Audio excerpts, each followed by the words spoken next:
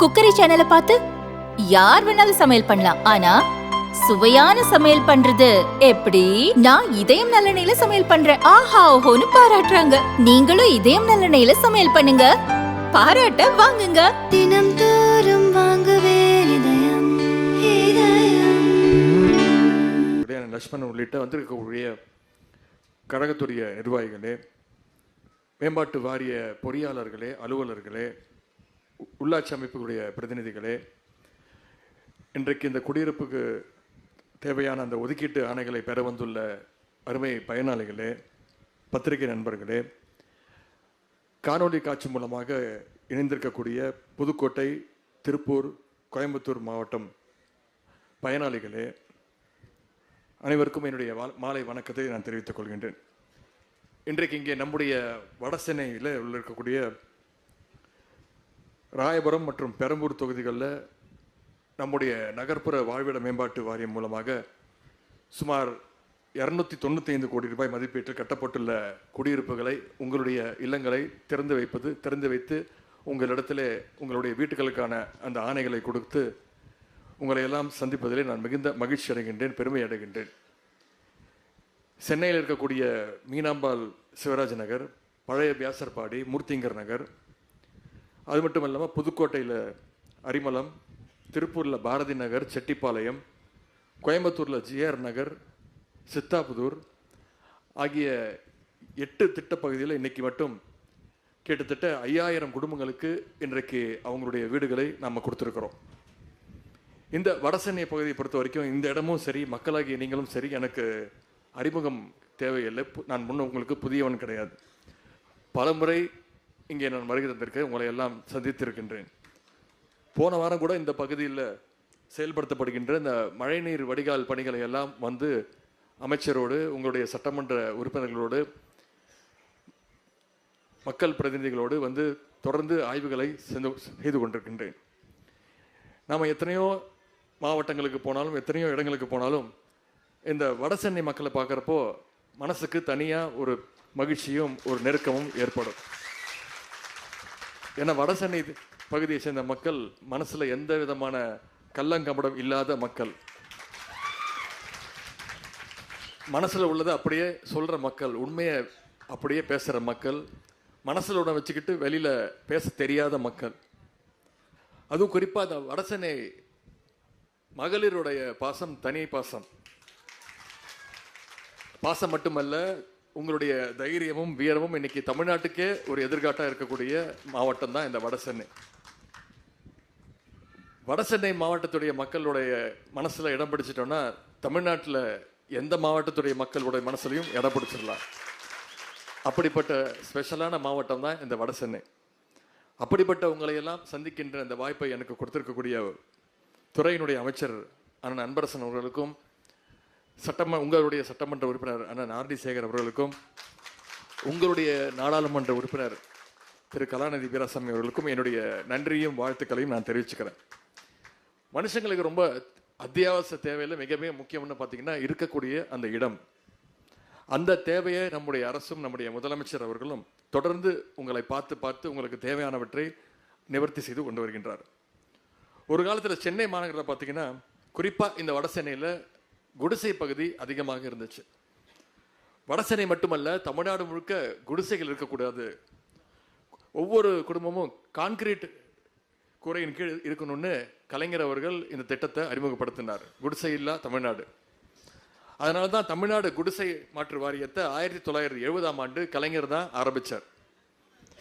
அந்த குடிசை மாற்று வாரியம் வந்த பிறகுதான் தமிழ்நாட்டில் குடிசையா இல்லை, குடிசையெல்லாம் கோபுரமாக, கோபுரத்தை விட உயரமான அடுக்குமாடி குடியிருப்புகளாக அது மாறி வந்தது.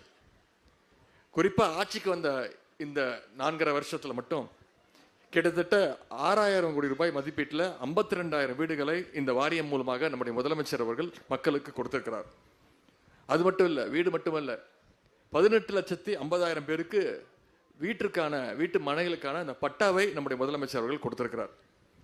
வீடு வேணுங்கிறது உங்களுடைய பல நாள் கோரிக்கை மட்டும் இல்லை, அது உங்களுடைய உரிமை, அது உங்களுடைய கனவு. அந்த கனவை, அந்த உரிமையை இன்னைக்கு முதலமைச்சர் அவர்கள் நினைவாக்கி நிஜமாக்கி உங்களுக்கு கொடுத்திருக்கிறார். உங்களுடைய சட்டமன்ற உறுப்பினர்கள் அண்ணன் ஆர்டி சேகரா இருக்கட்டும், அதே மாதிரி ராயபுரம் சட்டமன்ற உறுப்பினர் அண்ணன் ஐட்ரீம்ஸ் மூர்த்தியா இருக்கட்டும், இவங்கெல்லாம் என்னை எப்போ சந்திக்கும் போதும் ஒவ்வொரு மொழியும் இந்த குடியிருப்புகளை சீக்கிரம் கட்டி முடிச்சு மக்கள்கிட்ட அவங்களுடைய உபயோகத்துக்கு கொடுக்கணும்னு தொடர்ந்து வலியுறுத்தி வந்துக்கிட்டே இருந்தாங்க. நானும் தொடர்ந்து ஆய்வுக் கூட்டங்கள் நடத்தி செயலாளர் மூலமாக, அமைச்சர் மூலமாக தொடர்ந்து ஆய்வுக் கூட்டங்கள் நடத்தி ஒவ்வொரு 10 நாள் 15 நாளைக்கு ஒரு முறையும் எந்த அளவில் இருக்கு, எத்தனை % முடிஞ்சிருக்கு, எப்போ கட்டி முடிப்போம், எப்போ மக்கள்கிட்ட கொடுப்போம், பயனாளிகள் கொடுப்போம்னு தொடர்ந்து கேட்டுக்கிட்டே இருப்பேன். ஏன்னா நம்மளோட முதலமைச்சர் அவர்களையும் இந்த தொடர்ந்து திட்டங்களை பற்றி அவர் ஃபாலோ அப் செஞ்சுக்கிட்டே இருந்தார். எப்போ முடிக்க போறீங்க, எப்போ முடிச்சு கொடுக்க போறீங்கன்னு. இன்னைக்கு அந்த வீடுகள் கட்டி முடிக்கிற வரைக்கும் நீங்க அத்தனை பேரும் வெளியில தங்கியிருந்தீங்க. அதையும் முதலமைச்சர் அவர்கள் உணர்ந்திருந்தார். அதற்கான உதவித்தொகையாக முதல் கட்டமாக 8000 ரூபாயை முதலமைச்சர் கொடுத்தார். அது போதாது அப்படின்னு நீங்க வச்ச கோரிக்கையினால உங்களுடைய சட்டமன்ற உறுப்பினர்கள், உங்களுடைய மாவட்ட கழக செயலாளர்கள், உங்களுடைய அமைச்சர் அவர்கள் முதலமைச்சர்கிட்ட போய் அந்த கோரிக்கையை வச்சாங்க. உடனே முதலமைச்சர் அவர்கள் 8000 முதல் கட்டமாக கொடுத்த 8000 மீண்டும் 2வது கட்டமாக அது உயர்த்தி 24,000 கொடுத்தார் நம்முடைய முதலமைச்சர் அவர்கள். நம்முடைய முதலமைச்சர் அவர்கள் எடுத்த அந்த தொடர் நடவடிக்கைகளால ஒட்டுமொத்த ரிசல்ட்டா இன்னைக்கு உங்க வீடுகளுக்கான அந்த சாவிகள் இன்னைக்கு உங்ககிட்ட ஒப்படைக்கப்பட்டிருக்கு. வீடுனா ஏதோ பேருக்கு கிடையாது. இன்னைக்கு உங்க ஒவ்வொருத்தருக்கும் கிட்டத்தட்ட 400 ஸ்கொயர் ஃபீட், 400 சதுர அடி பரப்பளவில் ஒரு பெட்ரூம், ஹால், கிச்சன் வீடு வழங்கப்பட்டிருக்கு.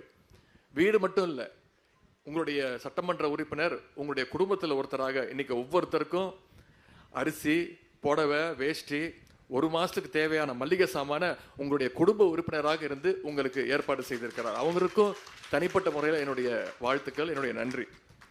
உங்களுடைய திட்டப்பகுதியில் தரமான சாலை வசதி, கழிப்பிட வசதி, பூங்கா வசதி, தெருவிளக்கு, இப்படி எல்லா வசதிகளையும் பார்த்து செஞ்சிருக்கிறார் நம்முடைய அமைச்சர் அவர்கள்.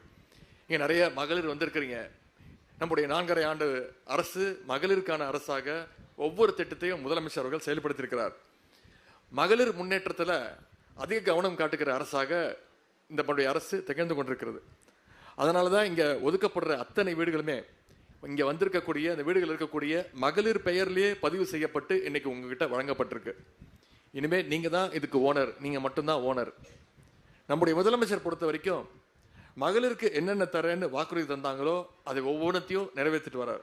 குறிப்பாக ஆட்சிக்கு வந்ததும் முதலமைச்சர் போட்ட முதல் கையெழுத்தே மகளிருக்கான கையெழுத்து தான். அதுதான் மகளிருக்கான அந்த விடியல் பயண திட்டம். இந்த 4.5 வருஷத்துல மட்டும் மகளிர் கிட்டத்தட்ட 770 கோடி பயணங்களை மேற்கொண்டிருக்கீங்க. 770 முறை ட்ரிப் அடிச்சிருக்கீங்க இந்த மகளிர் விடியல் பயண திட்டத்தின் மூலமா. ஒவ்வொரு மகளிரும் கிட்டத்தட்ட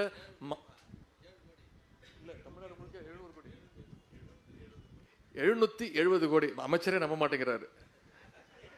அத்தனை முறை பயணம் பண்ணியிருக்கீங்க. அதுதான் இந்த திட்டத்துடைய வெற்றி. ஒவ்வொரு மகளிரும் கிட்டத்தட்ட 1000 ரூபாய் மாசம் இந்த திட்டத்தின் மூலம் சேமிச்சிருக்கீங்க. அடுத்து முதலமைச்சருடைய காலை உணவு திட்டம். ஒவ்வொரு நாளும் கிட்டத்தட்ட 22 லட்சம் குழந்தைங்க காலைல எந்திரிச்சு பள்ளிக்கூடத்துக்கு போனா முதல்ல தரமான காலை உணவு, அதன் பிறகு தரமான கல்வி தரப்படுது. சமீபத்தில் சென்னைக்கு வந்து இந்த திட்டத்தை விரிவுபடுத்தின துவக்கி வச்ச பஞ்சாப் முதலமைச்சர் அவர்கள் இதை பாராட்டி பேசியிருக்கிறார். இந்த திட்டம் மிக சிறந்த திட்டம்.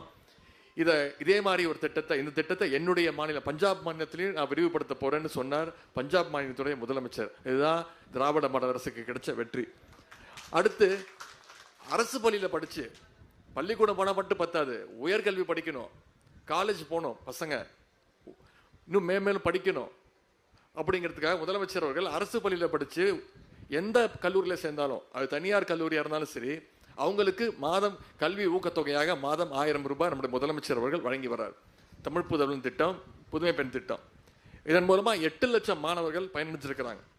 அடுத்து கலைஞர் மகளிர் உரிமை தொகை திட்டம் 2023 இதே செப்டம்பர் மாதம் முதலமைச்சர் அவர்கள் அந்த திட்டத்தை துவங்கி வச்சாங்க.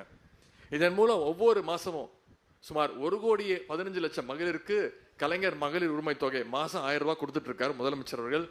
சில இடங்கள்ல அந்த குறைகள் இருக்கு, எங்களுக்கு கொடுக்கல, எங்களுக்கு ரிஜெக்ட் பண்ணிட்டாங்க அப்படின்னு இப்போ முகாம் நடத்தியிருக்கிறோம்.